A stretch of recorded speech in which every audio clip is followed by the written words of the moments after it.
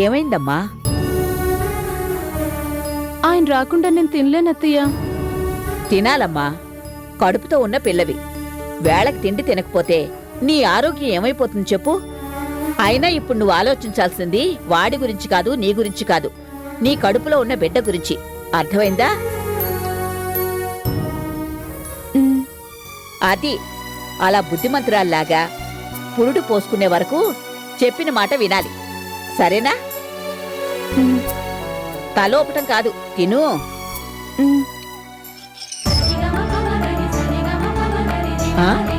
అమ్మాయి, ఏమిటా పరుగు?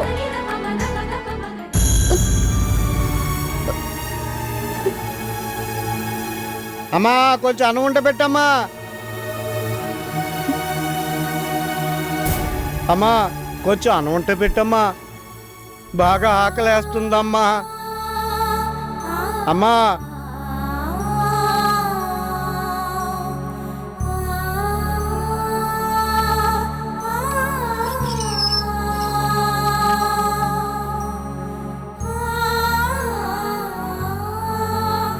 దయగల తల్లివి, 10 కాలాల పాటు చల్లగా ఉండు తల్లి.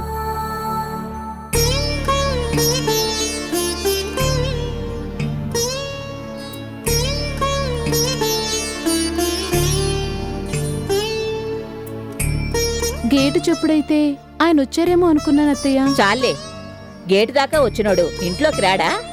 ఈలోగానే పరిగెత్తుకుంటూ రావాలా? ఇలాంటప్పుడు పరిగెత్తితే ఎంత ప్రమాదమో తెలుసా? వాడొస్తాళ్లే గాని రామ్మా.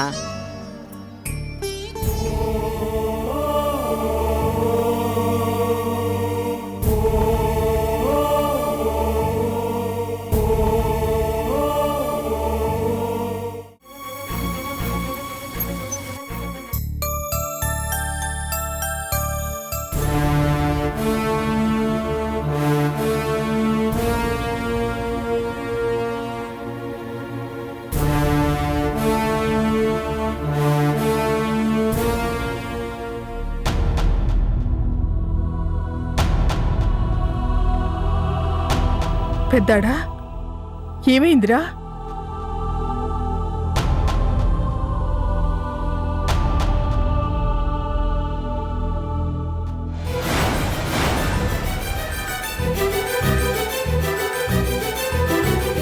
మాట్లాడవేరా, ఏం జరిగింది? జరగకూడదే జరిగిపోయిందమ్మా. గోవిందమ్మావా, చెప్పురా, అల్లుడికి ఏమైంది? కనిపించడం లేదమ్మా.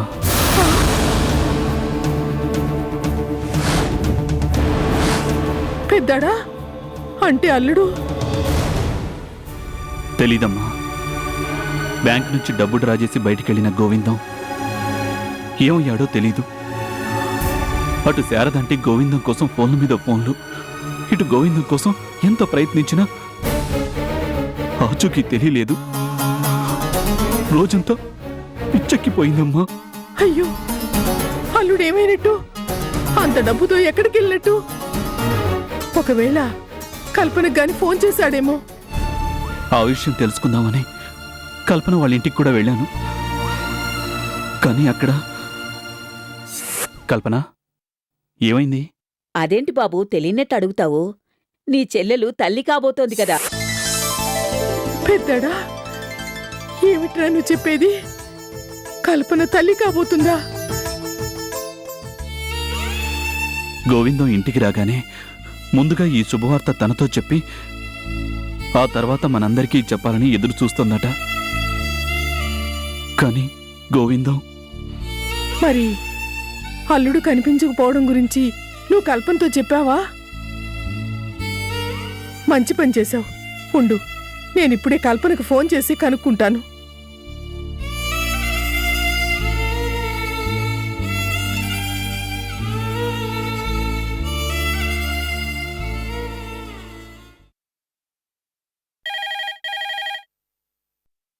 హలో కల్పన, అమ్మా.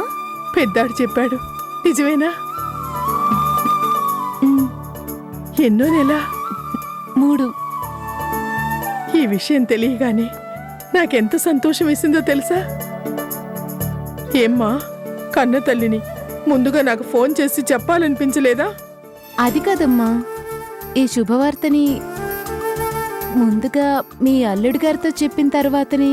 ఫోన్లే, ఆ దేవుడి దయవల్ల నీ కడుపు పండింది. తొలిచూలంటే ఎంతో జాగ్రత్తగా ఉండాలి, సరేనా? ఉమ్, మీ అత్తగారి దగ్గరుండి అన్నీ చూసుకుంటారనుకో, కానీ కన్నతల్లిని కదా, నా ఆరాటం నాది. నాకు తెలుసమ్మా, అందుకే సాయంత్రం ఆయన తొందరగా వస్తే ఇద్దరం కలిసి నీ దగ్గరికే రావాలి అనుకున్నాను.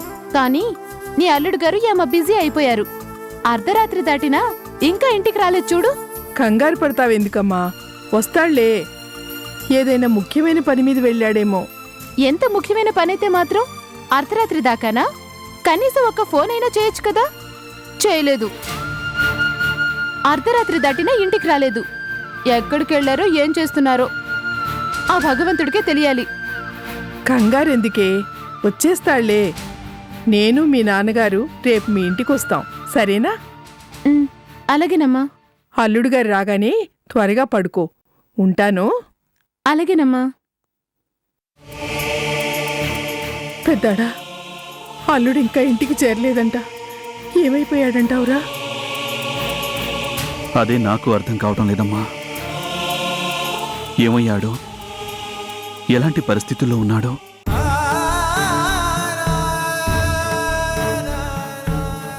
మనకు కూడా ఓ బుల్లి బాబో పాపో పుడితే ఎంత బాగుంటుంది.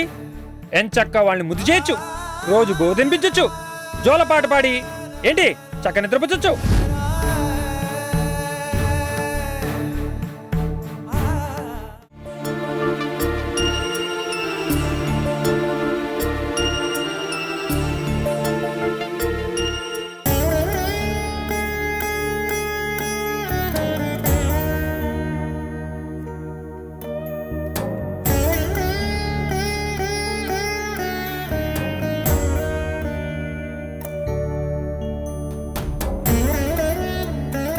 పెద్దాడా, పెద్దాడా,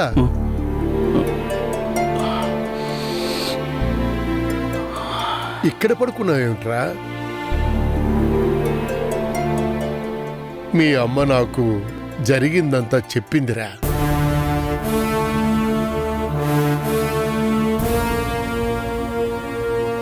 దెబ్బ మీద దెబ్బలాగా ఒకదాని తర్వాత మరొకటి. ఏం చేస్తాం? నాన్నగారు, నేను తప్పనిసరి పరిస్థితుల్లోనే గోవిందాన్ని బ్యాంక్కి పంపించాను గాని ఇలా జరుగుతుందని ముందే ఊహిస్తే నేనే వెళ్ళేవాణ్ణి. జరిగిన దాంట్లో నీ తప్పే ఉంది. కాకపోతే ఇదమ్మా సంగతి అని కల్పనకి చెప్పుండాల్సింది. చెప్పాలని అనుకున్నాను, కానీ తను తల్లి కాబోతుందనే శుభవార్తని ముందుగా తన భర్తకే చెప్పాలని ఎదురు చూస్తున్న కల్పనకి ఈ సంగతి చెప్తే ఎక్కడ బాధపడుతుందో, ఆందోళన భరించలేక ఏమవుతుందో అనే భయంతో చెప్పలేకపోయాను. అర్థమైంది. దానికి తోడు పులి మీద పుట్టలాగా ఈ అవాంతరం. ఇప్పుడు ఆ కళ్యాణ్ అమ్మగారు డబ్బు గురించి అడిగితే ఏం సమాధానం చెప్తావు? నాన్నగారు, ఇప్పుడు నేను ఆలోచిస్తోంది డబ్బు గురించి కాదు, గోవిందం గురించి. తను ఎక్కడున్నాడో, ఏ ప్రమాదంలో చిక్కుకున్నాడో తెలుసుకోవాలి. అవునరా, పెద్దవాళ్ళం. మనకే ఇలా ఉంటే పాపం కడుపుతో ఉన్న పిల్ల కల్పన ఏమైపోతుందో నేను భయంగా ఉందిరా. నాన్నగారు, మీరు అనవసరంగా కంగారు పడకండి. పొరపాటును కూడా జరిగిన సంగతిని కల్పనకి తెలియనివ్వకండి. గోవిందం ఏమయ్యాడో నేను తెలుసుకుంటాను.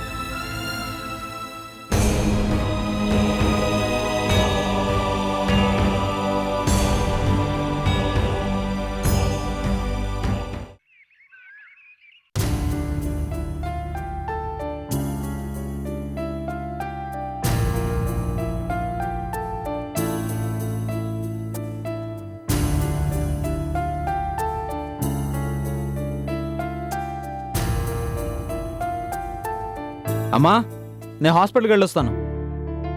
కళ్యాణ్, రామ్ మళ్ళీ నీకేమైనా ఫోన్ చేశాడా? చేయలేదు. ఎందుకు? అదేంట్రా ఎందుకు అడుగుతావేంటి?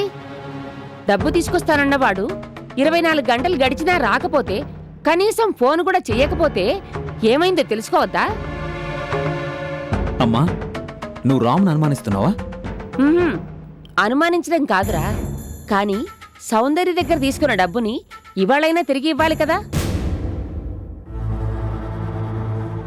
ఎంతో ముఖ్యమైన పనుంటే తప్ప రామ్ చెప్పిన మాట ప్రకారం రాకుండా ఉండడమ్మా. అదేరా నేను అనేది. ఏం జరిగిందో తెలుసుకో. ఇవాళ రేపు అసలే రోజులు బాగోలేవు. అమ్మా అవునండి, సౌందర్యకి ఇప్పటికే నేనెంతో రుణపడిపోయాను. తన బిజినెస్ కోసం తెచ్చుకున్న 15 లక్షల్ని ఇంకో ఆలోచన లేకుండా ఇచ్చేసిందంటే తనది ఎంత గొప్ప మనసో చూడండి. అలాంటి తన దగ్గర తీసుకున్న డబ్బుని మాట ప్రకారం వెంటనే ఇచ్చేయకపోతే ఏమైనా మర్యాదగా ఉంటుందా? అయినా మీ ఫ్రెండ్ కొంచెం కూడా బాధ్యత లేదు. స్వప్న, ఆ మీరన్నట్టే బిజీగా ఉంటే ఉండొచ్చు, కానీ ఒక్క ఫోన్ కూడా చేయలేదంటే ఏమనుకోవాలి? ఆంటీ ఎన్నిసార్లు ఫోన్ చేసినా కనీసం రెస్పాన్స్ కూడా ఇవ్వలేదంటే ఏంటర్థం? స్వప్న ప్లీజ్, గోరంత దాన్ని కొండంత చేసి ఆలోచించొద్దు. మీరు ఊహిస్తున్నట్టు ఏమీ జరగదు. రామ్ గురించి నాకు పూర్తిగా తెలుసు. తను తప్పకుండా డబ్బు తెచ్చిస్తాడు. అప్పుడు ఆ డబ్బు తీసుకెళ్ళి మీ ఫ్రెండ్కి ఇచ్చేయచ్చు. ఓకే అమ్మా, నేను వెళ్ళొస్తాను. హ్మ్.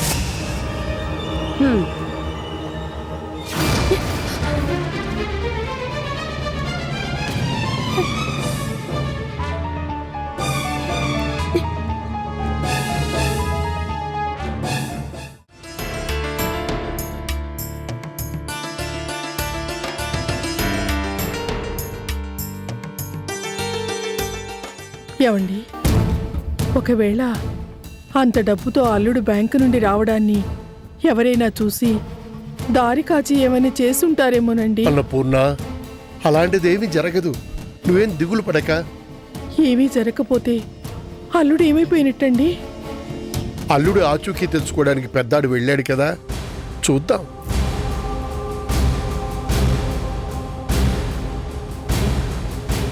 పెద్దాడా, అల్లుడు జాడేమైనా తెలిసిందా? లేదమ్మా, అన్ని చోట్ల కనుక్కున్నాను. బ్యాంక్ క్యాషియర్తో కూడా మాట్లాడాను. 15 లక్షలు డ్రా చేసుకుని వెళ్ళాడట. తర్వాత ఏమయ్యాడో తెలీదు. పెద్దాడా, మరి జరిగిందంతా కళ్యాణి చెప్పావా? ఉహు, లేదు. ఇప్పటికైనా చెప్పాయరా?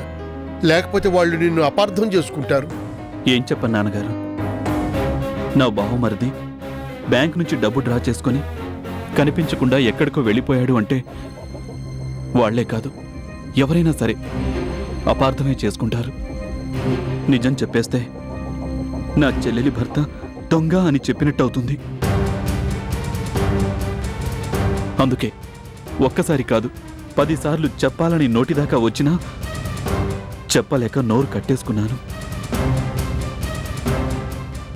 వాళ్ళు ఫోన్ చేసినా సరే తీయకుండా వాళ్ళ దృష్టిలో నేను దోషిగా నిలబడ్డానికి కూడా సిద్ధపడ్డాను.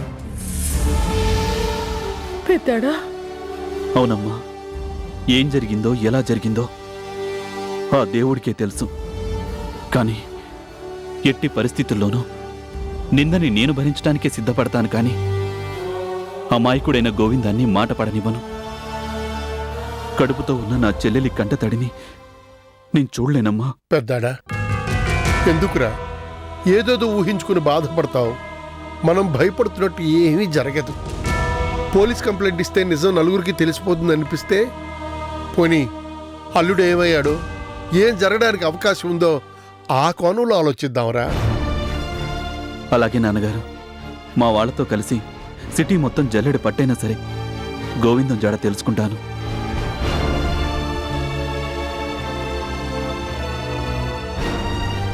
ఏమండి, అక్కడ కల్పన ఎంత కంగారు పడుతుందో, కొడుకు రాలేదని వాళ్ళ అత్తగారు ఇంకెంతగా దిగులు పడుతుందో ఒకసారి వెళ్ళి చూసొద్దామండి. అలాగే. కూతురు కడుపుతో ఉందని తెలిసిన తర్వాత పట్టరాని ఆనందంతో పూలు పళ్ళు పట్టుకెళ్లాల్సిన స్థితిలో నిజాన్ని కక్కలేక గుండెల్లో దాచుకోలేక సంతోషాన్ని నటిస్తూ అలాగే వెళ్దాం.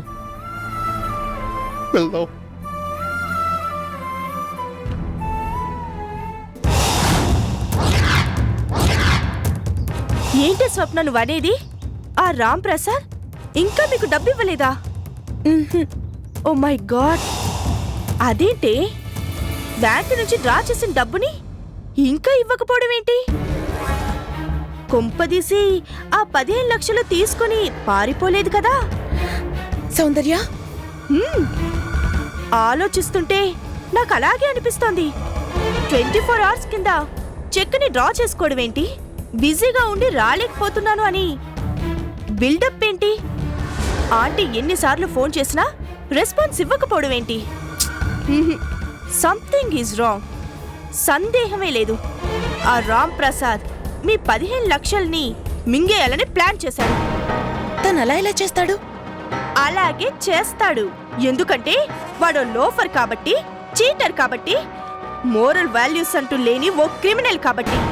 నువ్వు చెప్పేది అక్షరాల నిజం. నేను చెప్పినట్టు జరగకపోతే చెప్పు, నా చెవుని కోయించుకుంటాను. కానీ కళ్యాణ్ గారు చెక్కుని తన చేత్తోనే ఇచ్చారు. ఇస్తే మోసం చేయలేడా? ఎలా చేస్తాడు? ఎలాగంటే శారద ఆంటీ కళ్యాణ్ గారితో ఏమంది? బ్యాంకు నుంచి డబ్బు తీసుకురా అంది కదా. అప్పుడు పెళ్లికి వెళ్లే బిజీలో కళ్యాణ్ గారు ఏం చేశాడు? తన ఫ్రెండ్కిచ్చి డబ్బును తీసుకొని రమ్మన్నాడు.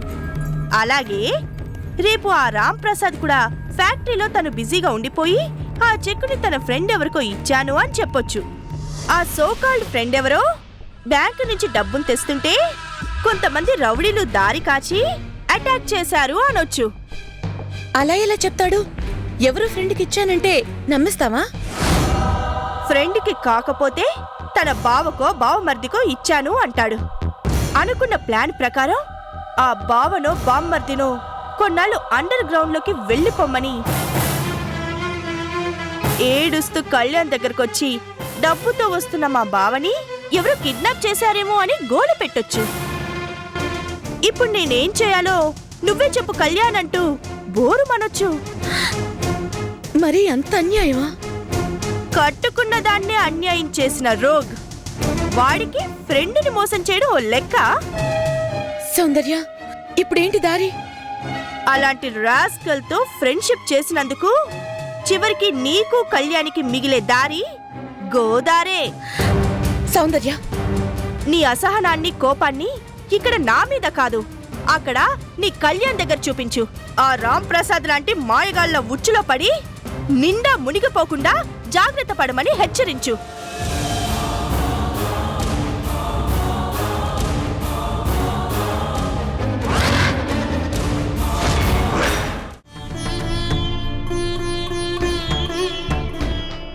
కల్పన, ఇలాంటప్పుడు మనసులో ఏ దిగులు పెట్టుకోకూడదమ్మా, సరేనా?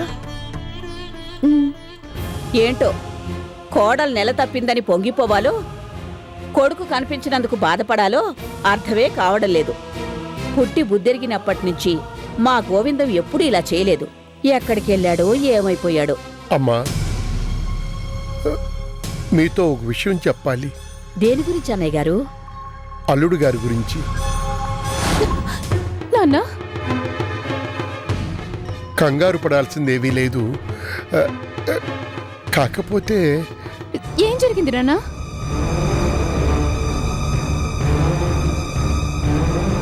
చెప్పండి. మా గోవింద గురించి అన్నారు. వాడేమయ్యాడు? వాడికి ఏం జరిగింది? వదిన గారు, ఆయన చెప్పారు కదా, కంగారు పడాల్సింది ఏమీ లేదు. ఏమీ లేకపోతే చెప్పడానికి ఎందుకు సందేహిస్తున్నారు? ఆయనకి ఏమైంది? అదేం లేదు. కాకపోతే అల్లుడు గారు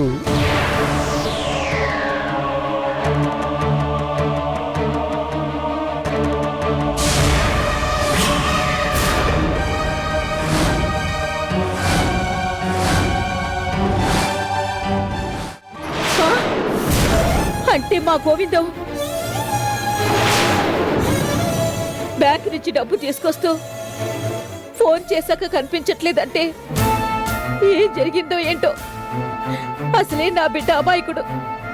ఒకటా రెండా 15 లక్షల రూపాయల డబ్బుని ఒంటరిగా తీసుకొస్తూ నా బిడ్డ ఏమయ్యాడో ఏంటో.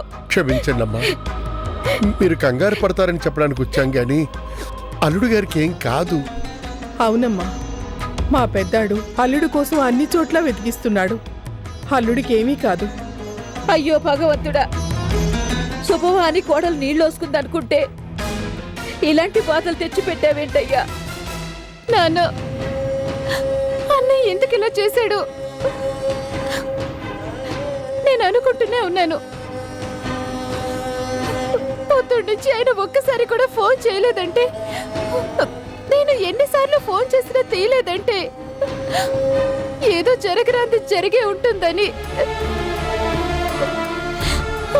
నా మనసు ఆందోళన పడుతూనే ఉంది. చివరికి అనుకున్నదంతా అయింది. ఆయనకి శుభవార్త చెప్పాలి అనుకుంటే చివరికి ఇలా జరిగింది. కల్పన, అలాంటిది ఏమీ జరగదమ్మా. ఏమి జరగకపోతే ఆయన ఎక్కడ? తనకేదైనా అయితే ఈ కల్పన బతకదు, బతకనే బతకదు.